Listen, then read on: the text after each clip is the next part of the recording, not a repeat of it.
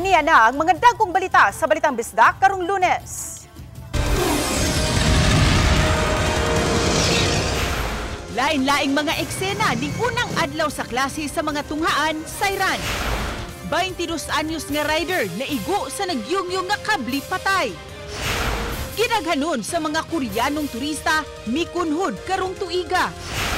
Ug duha ka oras nga pagbagtas padung eskwelahan giantos sa mga tinunan sa Napo Elementary School. Kini ang GMA Regional TV, Balitang Bisdak. Mayong hapon, ako si Cecil Kibord Castro. Nagbalik eskwela na sugod karong adlaw ang mga estudyante sa pampublikong eskwelahan, kundiin laing-laing eksena ang nasaksihan. Sa Dakbayan sa Mandaue, wa pa naabot sa pipila ka mga eskwelahan ang target sa ilang enrollment. Niyang report ni Nico Sereno. Madasigong mitunga sa unang adlaw kini mga estudyante sa Mandaue City Central School. Ang uban, inubanan sa mga ginikanan, labi na ang mga gagmayng bata. Sa mga rooms, wa maglangan ug nagklase dayon ang mga teachers. Samtang ang gym sa eskwelahan, gihimong enrollment area, kay daghan pa ang nag-apas. Kining usa ka ginang, pabalhinon sa Mandaue ang iyang anak, gikan sa ilang lugar sa Antique Province. Ang report card sa miaging tuig, iapas lang kuno. Okay lang, basta ugma. Pag maabot ang card, balo lang din. Submit kit siya? Oo, submit. Sa data sa Central School, hangtod kaganiha, 2,950 pa ang naka-enroll nga mga estudyante. 79% lang kini kung ikumpara sa gidaghanon sa ilang mga kabataan sa miaging school year. Nagsige paghihapon ang ato ang advocate sa enrollment na ata sa ato ang website na sa atong FB page, and then mo reach out mi sa mga barangay nga nalangkob sa kanang Mandaue City Central School. Kalipay sa gobyerno nga mo increase kami sad. Malipay gyud mi nga mo daghan atong mga bata. Ang Mandaue City Schools Division wa pa sab makapot ang ilang enrollment target. Hangtod ni atong Sabado nga datos, 55,000 pa sa 67,000 ka mga estudyante ang nakapa-enroll sa mga public schools. Padayon pa hinuon nga gi-update ang data samtang nag-abot-abot pa ang mga late enrollees. I-analyze na to kung ni-decrease sa eskwelahan pero naay eskwelahan increase, so inikuha sa total, meaning ang possibility lang doon na mga migration transfer. Pero kung after sa period niyanta after 2 weeks ni-decrease kita, meaning tanaw na po na to sa itong silingan nga division kung ni-increase ba sila. Samtang gihulagway sa DepEd Mandaue, hapsayra ang pagbukas sa klase karong adlaw ug walay nasugatang kakulian. Uban ni Godfrey Rilien, Nico Sereno, Balitang Bisdak. Marigundo National High School, ang labing dakong public high school sa Lapu-Lapu City, nakasinati ug kakuwangan sa mga classrooms. Si Luan Mirondinas sa report. Base sa DepEd order, anaa sa 40 ngadto sa 45 lang ka mga estudyante ang ideal nga gidaghanon sa mga tinunan sa matag classroom. Apan tungod sa kakuwangan sa classroom karon sa Marigundo National High School, ang ubang mga klase miabot na sa 50 ang mga tinunan, ilabi na sa grade 7. Matod sa principal, misaka ngadto sa 6,400 ang ilang mga tinunan karong tuiga, itandi sa 6,176 sa miaging school year. Labing daghan ang mga tinunan sa grade 7 nga niabot na sa 40 ka mga sections. Grade 8, 36 ka mga sections ug parehong anaa sa tag 32 sections ang grade 9 ug grade 10. Gani matod sa principal, posibleng musaka pa kini kay daghan pa ang mga late enrollees. Usa sa mga grade 7 class advisor nga si Teacher Christine Kaitor, mihimog mga pamaagi aron masigurong makakaton gayud sa leksyon bisan ang mga estudyante sa labing tumoy nga dapit sa classroom. Magamit ko og lapel or sometimes magtugtuyok jud ko kay para madungog jud ko nila. Ang kakuwangan sa classrooms sangputanan sa nalangan nga pag-ayom-ayom sa 7 ka mga classrooms sa 4th floor. December 2021 pa, dihang nagusbat sa Bagyong Odette kining 7 ka mga classrooms dinhi sa 4th floor ni ining usa sa mga school building sa Marigondon National High School. Matud sa principal, sa miaging tuig pa naaprubahan ang budget sa pagpaayom-ayom ni ini gikan sa Special Education Fund. Apan tungod kay wa dayon kini masugdi pagtrabaho, hinungdan nga naabdan sa election ban ug karon nga magsugod na ang klase, mao pa ang pagsugod sa pagtrabaho. Karon panalihok. So, wala lang ko yung nahimo kundi akong i-decrease ang number of sections. Once mahumani, within the year, kanang akong pamuko na. Pang ibalik na po sa sakto, mag-increase ko og sections. Base sa pila ka buok rooms sa babaw. Gani aron ma-accommodate gayud ang mga estudyante, padayon nilang gigamit ang karaang school building nga angayan na untang i-demolish aron mahulipan og bag-ong school building. Apan kay wa pay budget alang niini, giayom-ayom lang una nila kini. Usa sa nahisgotang classrooms nga giayom-ayom, way kuryente sa pagsugod sa klase ganihang buntag. Matod ni Benito Reyes Jr., special teacher, gipatrabaho nila ang kisami niini atol sa Brigada Eskwela apan wa giuli sa nagtrabaho ang wirings ug ang suga. Hinungdan nga sila na lang ang nitiwas ni ini pagtrabaho. Hinuon, gipadayon ra gihapon ang klase bisan pa man sa kaigang ug kakuwang sa kahayag. Nay power, nay main pero walay lisod. Manang amo na lang gi-repair sa maintenance sa ako bakante man ko mo ni tabang. Dayag usab ang kakuwangan sa mga lingkuranan sa matag classroom. Busag ipagamit na lang una og mga monoblock chairs ang ubang mga estudyante samtang ang uban guba nga armchairs ang gipanglingkuran. Samtang taliwa ni ining suliran nga nasinati sa Marigondon National High School, gibuksan usab nila karong tuiga ang SNED kon Special Needs Education. Kaganiha gisugda na ang assessment sa mga SNED students. Naamang ko'y uban learners pagin nato, majority wala pa sila assessment from the doctor. Among gi-require is the neurodevelopmental assessment from the doctor. Kay ara mi mag-base kung unsa ang amuang mga activities nga ihatag nila according to their cognitive age. Gi-classify ni siya, gi-group ni siya according sa ilang need. Like may kag puros lang sila kanang autism siya. O katong mga kuan lang kanang Down syndrome. Uban ni Marlon Melgazo, Luan Merondina, Balitang Bisdak. Kumustahon nato ang tunghaan nga nasunugan og siyam ka mga classroom sa milibay tuig niining pagbukas sa laing tuig tingtungha. Kun asa kining dapita sa Ranta sa live report ni Alan Domingo. Alan? Sa mga orasan, ako ko rin manukad sa eskwelahan sa Barangay Lahog, elementary ug high school. Di nato nasigpatan po ang mga ginikanan nga nagpahipi lang sa daplin, nagapaabot kung kano sa mamuhi ilang mga anak alas 5:45. Sa Pikas Bahinsas, akong gisuroy usab ang pipila ka mga eskwelahan sa Mountain Barangays. Apil na nini ang sa sitio Napo sa Barangay Sapangdako, Cebu City. Ang Napo Elementary School, diin nakasinati ni og major problem sa nakalabayang tuig human masunog ang ilang eskwelahan. Enero sa tuig 2024 na sinati sa Napo Elementary School ang grabing pagsuway silang tunghaan. Gilamoy sa sunog ang halos tibok nilang tunghaan nga naglakip sa tulok ka building nga adunay siyam ka mga classrooms. Apil na ang tanang mahinungdanon nilang gamit sama sa mga computers o telebisyon. Apan inanay silang mibangon o nahibalik na sa normal ang ilang klase. As of now, sir, we don't have emergency classes na. We have enough classrooms and we still have 3 coming, gi-repair pa. Hopefully, mahuman siya in 2 months. Samtang pagkasunog sa eskwelahan, ang nahimong tulay sa kaluoy sa nagariyang sektor. Dili lang sa pagpatukod og balik sa mga classrooms kundi ang paghatag kanila og mga materyales nga magamit sa pagpalambo sa edukasyon sa mga bata. Bisan og anaa sila sa suok na dapit sa Cebu City, dili malupigan ang ilang kahimanan. Bag-o lang niabot ang 22 ka mga computers nga magamit sa mga tinun-an. Ang kada classroom aduna sa flat screen television alang sa ilang visual presentation sa mga bata. We are so blessed. Napo Elementary School is so blessed. We have stakeholders. Gipaambit silang prinsipal nga ang nasinating sunog sa ilang tunghaan ang nakapasamot sa kainit sa ilang tinguha pag matuto sa mga bata.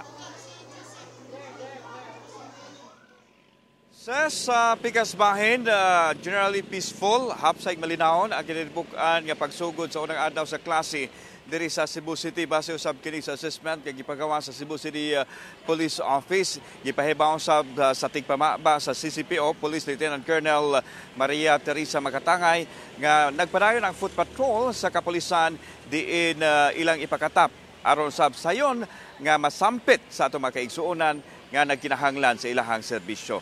Ses. Dagang salamat, Alan Domingo. Kini ang GMA Regional TV, Balitang Bisdak.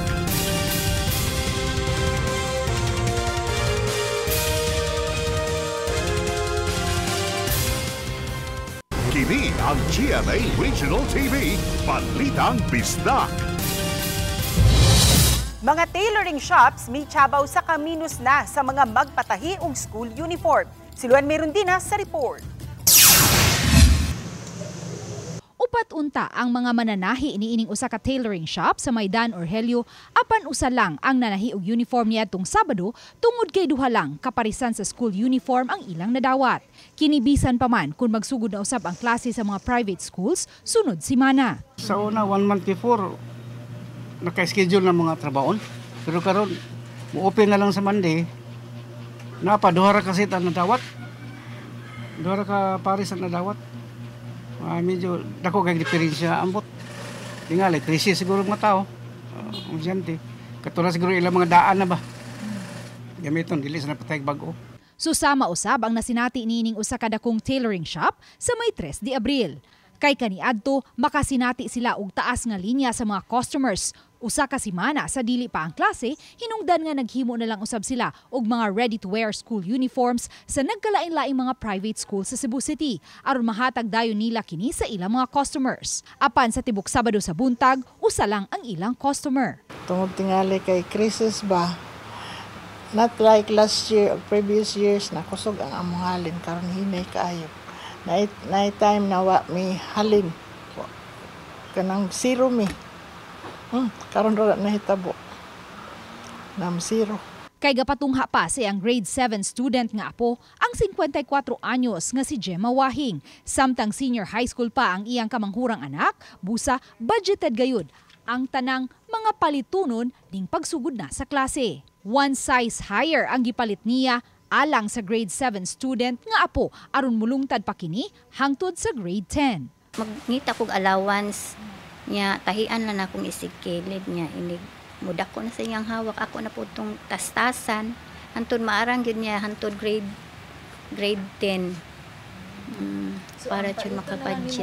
Mapalit sa tag 1,500 ngadto sa 1,600 ang usa ka set sa ready-to-wear nga mga school uniforms alang sa mga baing tinunan sa high school.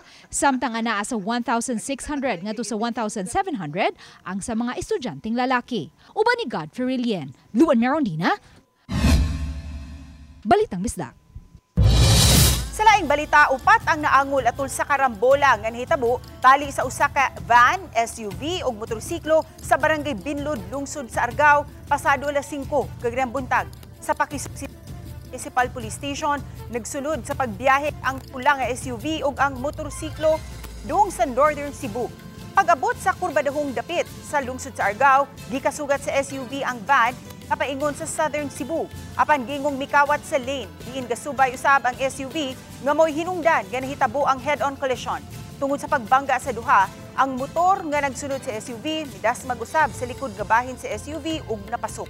Naangol ang babaeng driver sa SUV, ang motorista ug duha sa 8 ka mga pasahero sa van. Daling gida sa tambalanan ang mga naangol, samtang nagpaabot kapulisan sa 3 ka mga habig kung magkasettle ba. Paghuot sa trapiko at tubangan sa mga eskwelahan, mo'y usa sa makita nga problema ding pagbukas sa klase sa mga pampublikong tunghaan sa Talisay City. Si Femery Dumabok sa report. Alas 6 pa lang sa buntag, nagtapok na dinhi sa stage kining mga tinunan sa 12 pampublikong elementary school sa Talisay City, ang Talisay City Central School. Mitambong dinhi si Talisay City DepEd Division Superintendent Dr. Arden Munisit sa simultaneous flag raising ceremony ganihang alas 7:30 sa buntag. Gisunod dayon ng seremonyal nga paghatag sa tagtulo ka mga notebook sa tanang mga tinunan sa elementary ug high school nga hinatag sa Talisay City LGU. Brigada eskwela pa lang nato, iandam na ang mga classrooms, niya kinahanglan ang malipayon ang environment sa atong eskwelahan karon ma-excite ang atong mga estudyante nga mga to sa eskwelahan. Kun unsa ka excited ang mga tinunan sa morning class, susama usab ang mga tinunan sa afternoon class sama na lang sa Kansong National High School kay pasado 11 pa lang sa buntag anaa nagawa sa tunghaan bisan kun alauna pa sa hapon magsugod ang ilang klase. Nakakita ko, natabangan ko nila dihang dapita niya pag-delegate sa nila og mga tanod. Siguro lang pagkaroon ng pagkaudto na nga pagtanaw na to nga excited kayo alas 11 na naman ni mga estudyante. Dito siya usual. So, amo na sang gi-adjust. Pag sudlo na to sila kay ang safety pod nila. Usa kanila si Honey Jane Sabiliano, grade 10 student. Kinsa mibutyag nga sa miaging semana pa lang excited na siya sa pagbukas sa klase. We need to go to school kay importante jud kay ang eskwela kay mo jud nay kanang yawi para maabli ang ato ang mga kaugmaon, ato ang mga pangandoy. Samtang huot ang dagan sa trapiko gawa sa mga tunghaan sa Talisay City Central School, di nag-abot ang mga e-bike, tricycle, PUV ug uban pang pribadong sakyanan. Susama usab ang nasinati sa Barangay Kansuhong. Gipalantawan na daan ang paghuot sa dagan sa trapiko dinhi sa Barangay Kansong Dakbayan sa Talisay, ilabi na kining dala na di nagtapad ang mga eskwelahan sa Borromeo Brothers Elementary School ug ang Kansuhong National High School. Mato di si Titoda Head Joy Tumulak nga naghuwat sila sa bagong set sa mga PTA officer sa matag eskwelahan uban sa kadagkuan sa tunghaan aron masabutan nila ang solusyon sa kahuot sa trapiko gawa sa mga eskwelahan. Dili pa pagkataog pa like for example, sini mga ginikanan nga magmotor di magpasok sa parking, kunya kami mga e-bike, doon yung designated na lugar, kunya manawagan sa tapas sa eskwelahan na mahimo unta, kung dinaalan na sa sila lugar na so sa eskwelahan na pwedeng gamiton ng laptop, ako kailan sa kikatabang pag-retire na disgrasya. Mukapin na sa 46,000 ka mga tinunan sa pampublikong eskwelahan sa Talisay City, sa elementarya ug high school ug gipaabot nga mosaka pa kini. Hinuon gilagway ni Munisit ug sa Talisay City Police nga malinawon sa kinatibuk-an ang unang adlaw sa klase sa Talisay City. Oban ni Cleofer Lumayag ug Rod Prado, Femery Dumabok. Balitang Bisdak. Kini ang GMA Regional TV, Balitang Bisdak.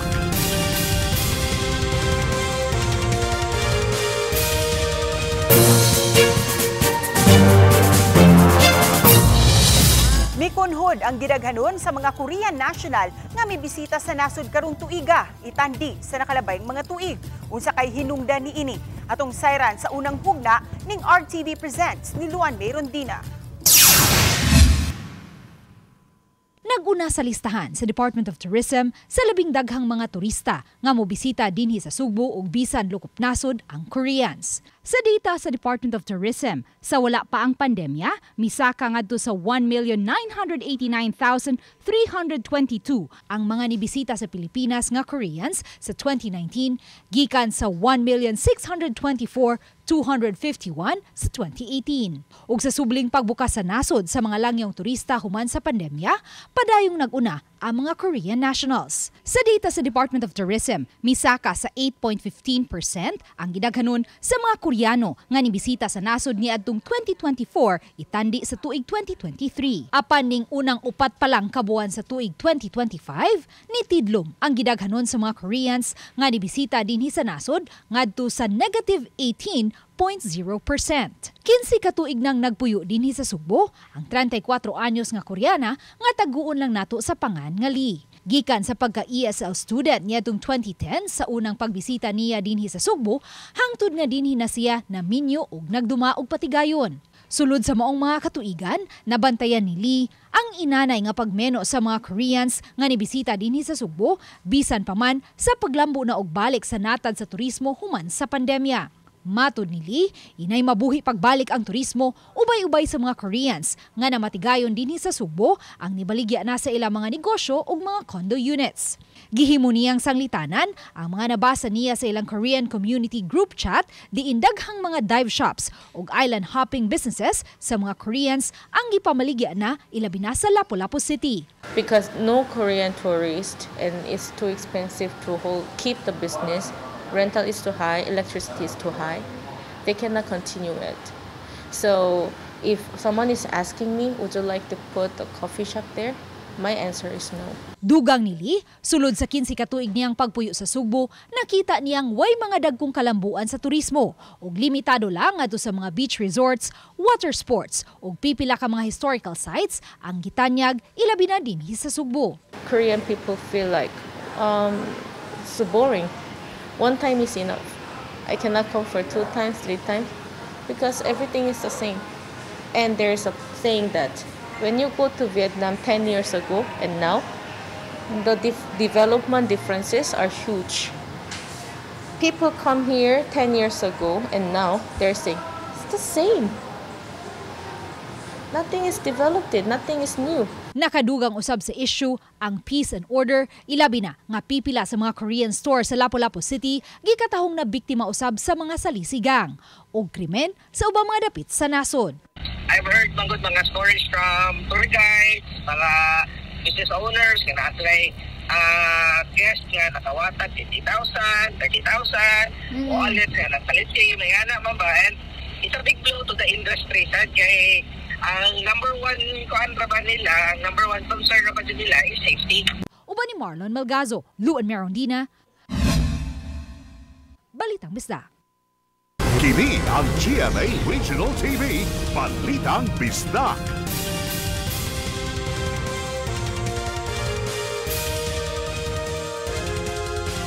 Kini ang GMA Regional TV, Balitang Bisdak.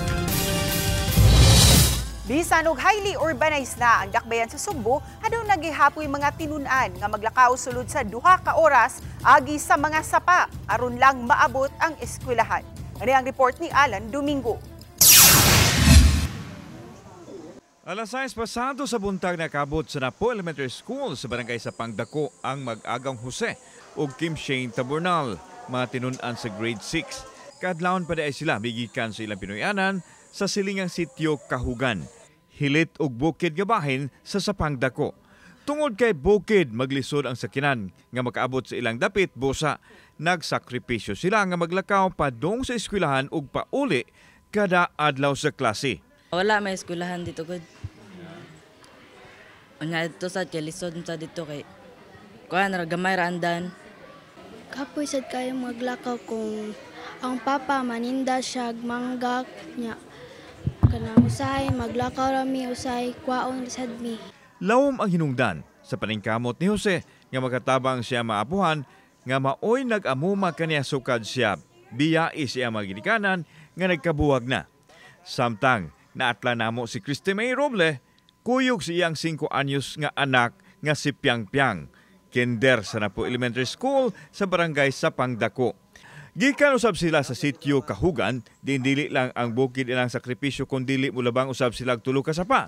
Hinuon na taora na og tulay ang 2 ka sapa nga ilang labangunon. Sa una wala pa. Wala sa sapa ra pud mi agi nya.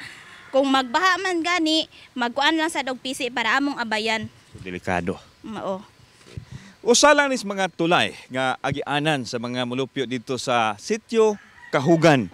May gani garon kay doon na tulay kay sa una sa ma'am sa kalisod ang inyong agianan gikan sa inyong dapit.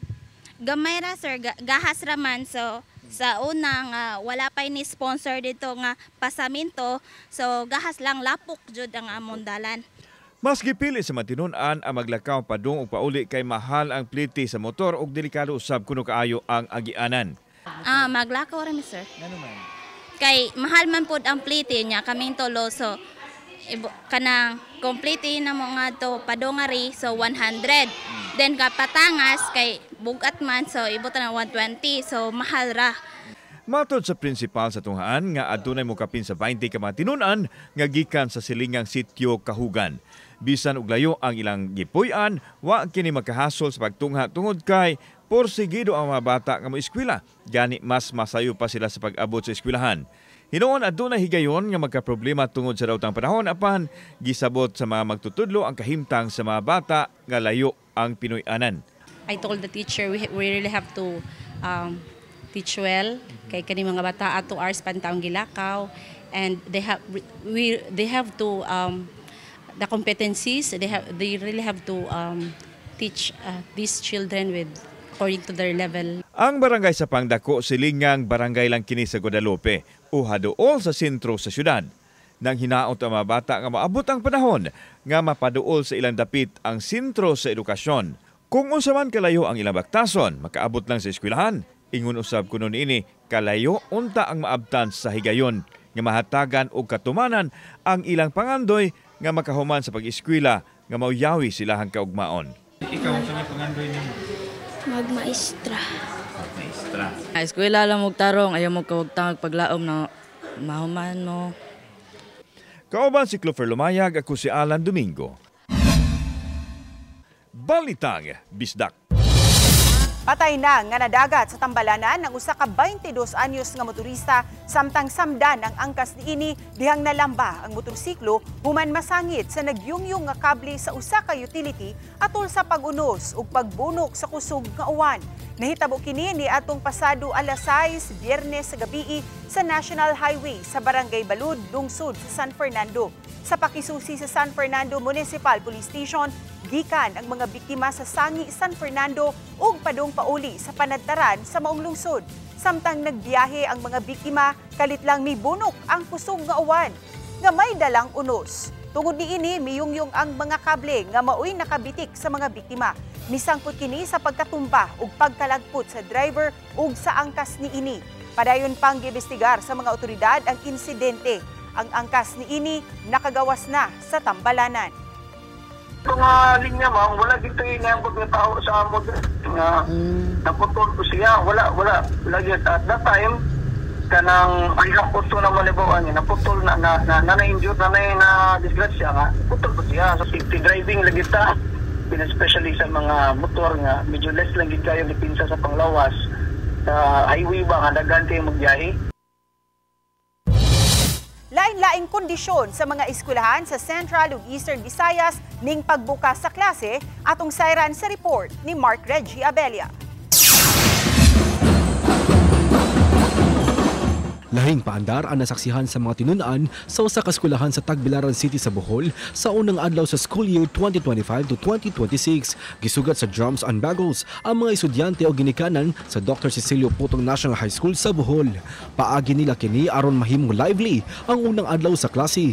Moabot sa 1,000 na nagpa-enroll sa grade 7 students nga gitunga sa 24 sections.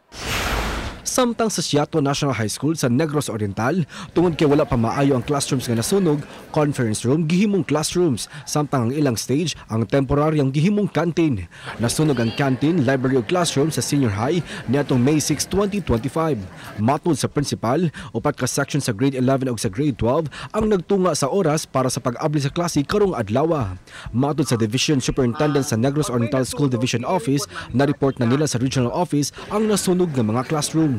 Yung region, nagre-respond siya na magda-download ng funds na tinatawag natin quick response fund. Yun po ay funds na intended kung may mga sakuna. Samtang sa opening sa klase sa Amla National High School, gisuspende human nakasinati og pagbaha mugna sa kusog nga uwan nga nasinati niadtong Domingo. Moabot sa 22,372 ang mibalik sa maskwelahan sa Siquijor matod sa DepEd School Division. Ang mga estudyante naglangkom gikan sa kindergarten ngadto na sa senior high school. Gisusi sa DepEd ang nakadaiyang eskwelahan sa probinsya usa sa gipaniguro ang maayong kondisyon sa mga magtutudlo ingon man ang mga non-teaching staff. Sa Nonok Elementary School sa San Juan Integrated School, mainitong gi-welcome sa mga magtutudlo ang mga estudyante nga nibalik sa pagtungha. Kauban si Clarence Gabutin, Mark Reggie Abella. Balitang Bisdak. Lapu-Lapu City LGU mohatag og libreng school supplies sa mga tinun-an sa mga pampublikong tunghaan. Si Luan Merundina sa report. Ato Atol sa pagbukas sa Brigada Eskwela sa Pusok Elementary School niadtong Lunes, naabot na usab ang pipila ka mga school supplies nga gipalit sa Lapu-Lapu City Government aron maapod-apod sa mga tinun-an. Mato ni Mayor Junard Ahongchan, upat ka tuig na kining gihimo sa lokal nga hagamhanan apan daw wa mabatyagi sa mga tinun-an kay may mga higayon nga nataud-tauran una kini napalit busa uwahi na kining nahatag ngadto sa mga estudyante. Busa karon nga school year buot kining makorhian sa mayor aron sayo kining mahatag ug masayran usab dayon kun unsa pay mga kakuwangan nga mamahimo na lang unyang pun-an sa mga ginikanan. I already instructed Dr. Andales na kinahanglan sa the right time ang paghatag yun, no? For the elementary, ihatag ang mga school supplies on the 23rd of this month of June. No? Samtang gibutyag ni Lapu-Lapu City Schools Division Superintendent Marilyn Andales nga napangitaan na nila og pamaagi ang gidusong report sa Pusok Elementary School nga may kakuwangan sila sa mga lingkuranan ning pagbukas karon sa school year. Una nang gibutyag sa assistant school principal nga adunay 30% nga kakuwangan sa mga lingkuranan sa naasong tunghaan. Na-address na kay ang gi-advise kung maghuwat pa ta dito sa central office dugay baya, so ang gi-advise sa ato ang engineer nga kung kulang pwede raman nga magpahimo sila og lamisa nya makapalit ra pod og lingkuranan. Uban ni Marlon Melgazo o Cleofer Lumayag, Luan Merondina, Balitang Bisda. Nakigtagbo sila si 1st District Congresswoman Rhea Gulyas ug Talisay City Mayor Samsam Gulyas sa kadagkuan sa Cebu South Medical Center nga naila kaniadto nga Talisay City District Hospital. Kini human makadawat og reklamo gikan sa mga concerned citizen nga mipakita sa hulagway sa mga pasyente sa Tambalanan nga galingkod ug nanghigda lang sa gawas. Nahimutang sa Barangay San Isidro ang Cebu South Medical Center. Si Gulyas may pasabot nga ang kagamhanan sa Talisay dili makapanghinlabot sa operasyon ug management sa maong Tambalanan tungod kay iya man kini sa Department of Health. Samtang matud sa mayor nga ubos sa pagdumala sa DOH ang Tambalanan kay sila man ang adunay katakos ug eksperyensya sa pagdala sa healthcare. Sa ilang tigom, gipasaligan sila sa kadagkuan sa CSMC nga gisusi na ang mga reklamo. Matud ni Gulyas nga pasaylo ang kadagkuan sa CSMC ug mipasalig sa kagamhanan sa dakbayan nga palambuon ang ilang serbisyo pinaagi sa pagdugang ug mga facility nga mutubag sa mga gipanahinglanan sa mga kabanay sa mga pasyente. Samtang magbutang ug aksyon agad ang buhatan ni Kongresista Gulyas aron makatagad sa panginahaglan ilabi na sa mga kabus. Nidako ang CSMC, nakapalit og yuta, upat na kaandanas, but with more clientele, maybe it's something that we have to talk about with DOH kung say angay buhaton. That's something that Rhea talked about with me. Si Rhea naa na may mga desks sa tanang mayor's office, sa tanang LGUs kung kailangan sila tabang. Pero kung kailangan ubutang dito, I think Rhea will be fine. Gitumbok nga drug den maintainer ug duha ka mga drug den visitors gisikop sa bypass operation nga gilusad sa mga sakop sa PDEA 7 ug Mandawi City Police sa usa ka drug den sa Sitio Eusebio, Barangay Subang Dako, Mandawi City. Nasakmit atol sa operasyon ang 16 ka mga pakete sa gituhuang shabu nga mitimbang og 16 grams ug mibalor og 108,800,000 pesos. Nakuha usab sa dapit ang upat ka mga empty sachets nga may mga residue sa gituhuang shabu. Matud ni Lea Alcantara, spokesperson sa PDEA 7, ang gitumbok nga drug den maintainer nga naila sa alias nga JR nasikop na niadtong 2013 tungod gihapon sa illegal nga drogas. Apan nakagawas ubos sa plea bargaining agreement. Samtang ang usa-usab sa mga drug den visitors nga nasikop nga naila sa alias nga Alken nasikop na usab niadtong 2015 tungod gihapon sa illegal nga drogas. Apan na-release usab pinaagi sa probation. Dideklarar ang Subang Dako sa Regional Oversight Committee on Barangay Drug Clearing nga drug-cleared barangay. Hinuon dili kini makaapekto sa status human masikop ang mga sospek nga mihimakakusab sa ilang kalambigitan. Makaapekto kung naay anti-illegal drug operations diha, kung ma-validate na to ang barangay mismo, wala na sila effort, wala na sila gibuhat gani, wala na mga meetings, wala na nag-monitor sa ilang mga graduate, sa mga activities dito sa ilang barangay. Kana isa na siya ka grounds for the revocation of the status. However, for subang dako, okay man ang ilang activities dito. Bigay ako, ma'am. Nakailang ka dito, ma'am. Dito ito, bila pa niya, dito na ikatawag na mo dito. Gitawag mi atong kauban na mo niya. Pamikibaw nga, tugay kay siya ni Sol niya. Naamura mo gyapon ni ma'am. Sugod ugma sa buntag, mabatyagan na sa mga motorista ang laing usbaw sa presyo sa produktong petrolyo. Kinina ang ikalimang simana sa pagsaka sa presyo sa gasolina, 3 ka simana sa diesel, samtang ikaduha na sa kerosene. Sa advisory sa Sea Oil ug Shell, ilang gipahibaw nga 1.80 ang usbaw sa gasolina ug krudo matag litro, samtang 1.50 usab sa kerosene. Mupatuman sa susamang aumento ang clean fuel, gawas lang sa kerosene nga wala nila ibaligya. Sugod mabatyagan ang aumento sa alas 6 ugma Martes, Hunyo 17 sa buntag, gawas lang sa clean fuel nga mupatuman sa aumento sa alas 4:01 pa sa hapon sa susamang adlaw. Susamang aumento usab ang ipatuman sa ubang mga oil companies.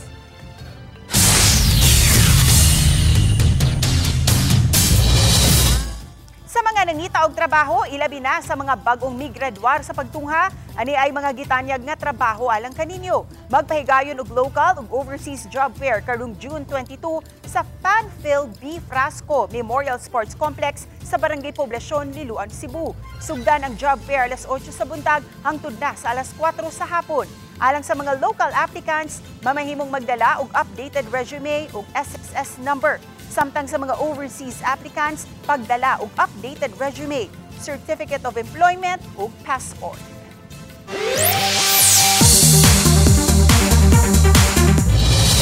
Avisala Encantadix sa dili pa ang much-awaited world premiere sa Encantadia Chronicles Sangre karong gabii, mibisita una sa All Out Sundays ang mga bagong tig-amping sa mga brilyante.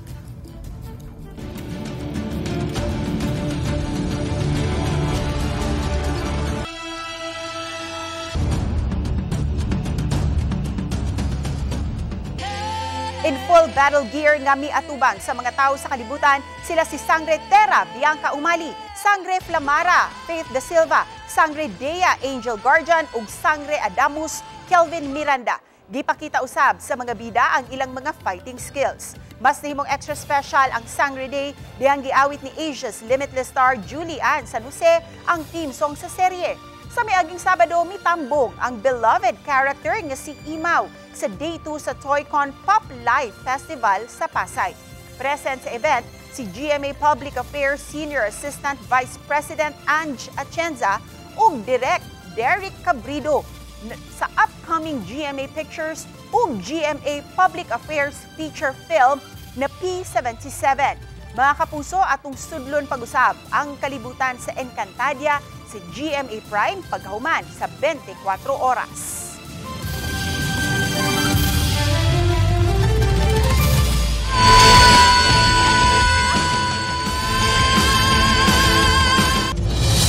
Human gipaubos ni Presidente Bongbong Marcos Jr. ang Eastern Visayas State of Calamity, Department of Trade and Industry mipatumandayon sa price freeze o ang pagpabilin sa unsa may naandang mga presyo sa prime ug basic commodities sa maong rehiyon sugod karong adlaw. Sa website sa Department of Trade and Industry, gipahibaw ni DTI Secretary Cristina Roque nga ang price freeze kabahin lang sa pagpugong sa grabing epekto unya sa ekonomiya sa nahitabo sa San Juanico Bridge.